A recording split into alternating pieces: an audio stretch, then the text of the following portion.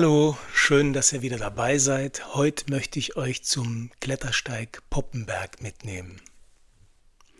Ja, das ist ein recht kleiner Klettersteig in Österreich und zwar genau in der Mitte zwischen dem Naturschutzgebiet Totes Gebirge und Nationalpark Kalkalpen.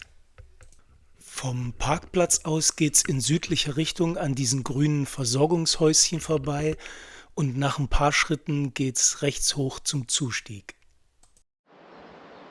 Ja, ich bin hier am Fuße des Klettersteiges und werde jetzt hier in den Klettersteig einsteigen.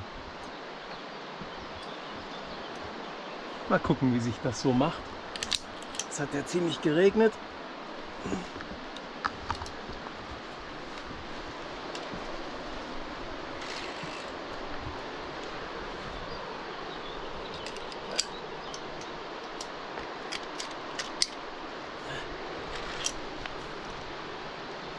Ist hier leicht überhängend. So.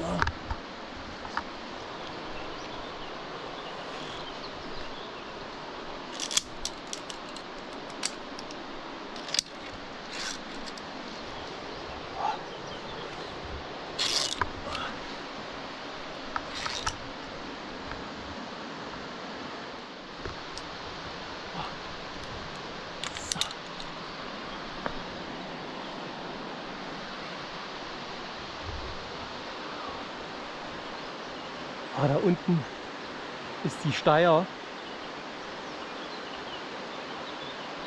und dort, glaube ich, der große Priel. Hat ein bisschen geregnet, aber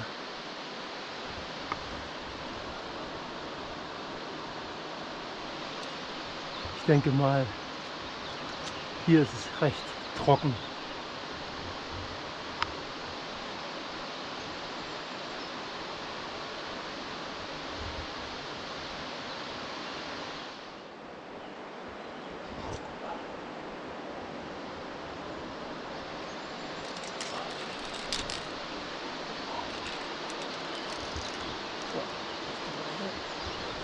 Einklinksen.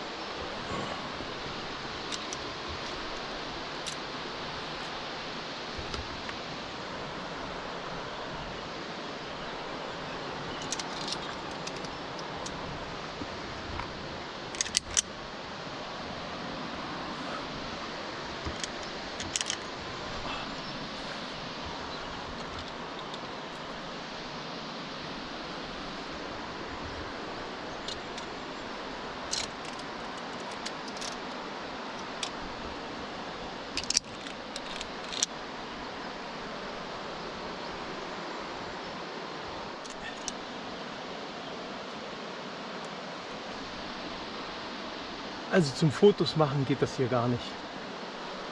Da hat man einfach überhaupt keine Hand frei, beziehungsweise steht hier so blöd und bupsch, dass das hier überhaupt nicht funktioniert mit Fotos. Da hat man schon alle Hände voll zu tun mit der Kletterei.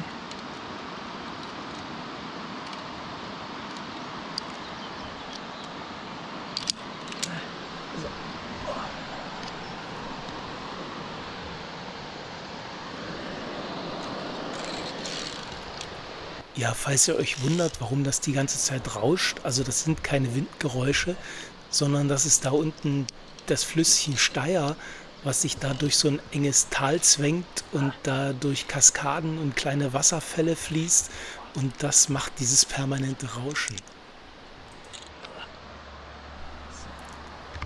Ja, dadurch, dass ich hier alleine unterwegs bin auf dem Klettersteig, kann ich natürlich nur die Bilder so in der Ich-Perspektive filmen. Klar wäre es besser, wenn ich die Kamera irgendwo hinstellen könnte und mich dann selber beim Klettern filmen, aber wie soll ich das hier an der Wand machen? Geht halt nicht.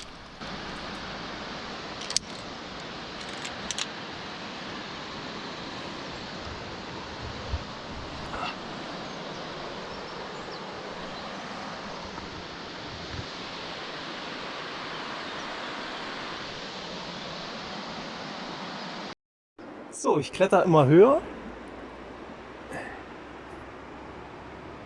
Achtung, Steinschlag. Ja, ich habe ja einen Helm auf. Und da geht der nächste Abschnitt weiter. So, ich bin jetzt schon ganz schön hochgestiegen. Ich glaube, das ist der große Priel da hinten. Der Berg da im Hintergrund. Ja, geht schon ganz schön runter hier.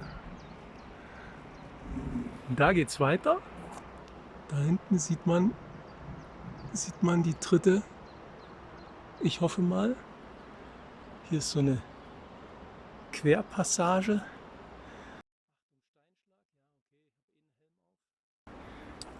Und hier ist sogar sowas wie ein Gipfelbuch, obwohl wir noch gar nicht auf dem Gipfel sind. Naja, wahrscheinlich schreiben sich sonst oben auf dem Gipfel irgendwelche anderen Leute ein. Die Schwierigkeit des Klettersteigs ist C+ maximal. Man hängt da also schon am ziemlich steilen Felsen. Man muss da so ein bisschen Armkraft mitbringen. Aber es gibt auch einfache Passagen, wo man sich dann wieder ein bisschen ausruhen kann. Hier stößt man dann auf so eine Art Mini-Seilbrücke, deren Sinn sich mir aber eigentlich nicht erschlossen hat an der Stelle. Ja, hier habe ich mal kurz für ein Foto meinen Helm ausgezogen, aber es war auch so keine Gefahr des Steinschlages, weil ich war wirklich komplett der Einzige an dem Klettersteig an diesem Tag und da war ich auch schon fast oben.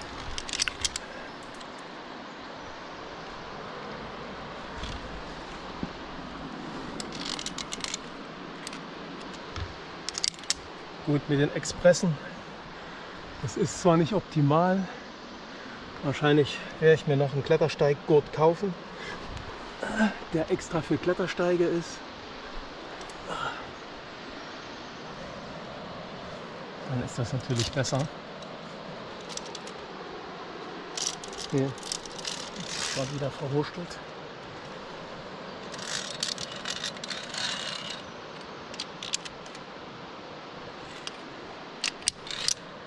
Ja, ich mache die andere ab.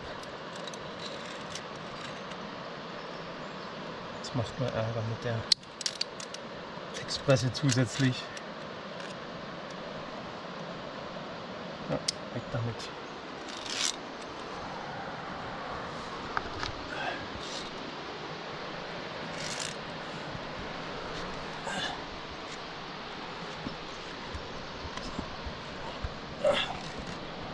Ich bin ja schon ganz froh, dass es nicht so nass ist, weil hier dieser steile Felsen, der ist schon recht gut abgetrocknet.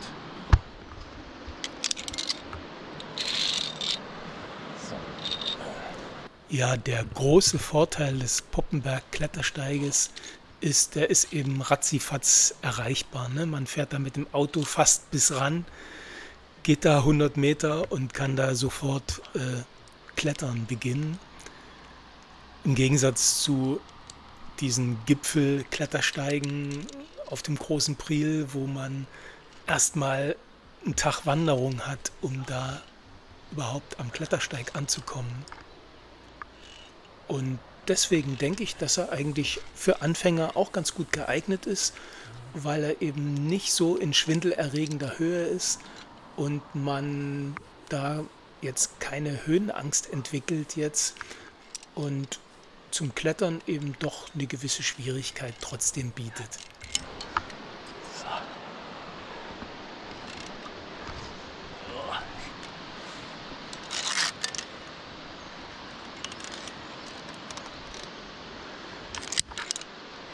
Der Matthias zieht immer Handschuhe noch an. Das ist eigentlich gar keine schlechte Idee. Gerade wenn hier solche Metallsplitzdinger hier an dem Seil noch sind, dann ist das natürlich super.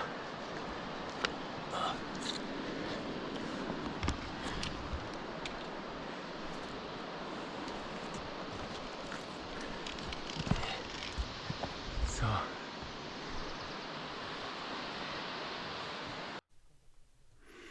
Und dann hat man auch schon den Ausstieg des Klettersteiges erreicht und landet auf so einem kleinen Aussichtsplateau mit einer Bank und einem wunderschönen Blick über die Berge Richtung Totes Gebirge. Ja, und jetzt muss ich doch endlich mal klären, welcher Berg der große Priel ist, und deswegen habe ich die hier mal kurz bezeichnet. Hinunter zum Parkplatz nach Hinterstoder ging es dann auf einem eher unspektakulären Wanderweg. Und wenn man gerade in der Gegend ist, dann sollte man die paar hundert Meter vom Parkplatz bis zur Steier auch noch gehen, um sich den Stromboding-Wasserfall anzuschauen und auch die Strecke an der Steier lang mit den ganzen Stromschnellen und kleinen Katarakten, die ist auch sehr ansehenswert.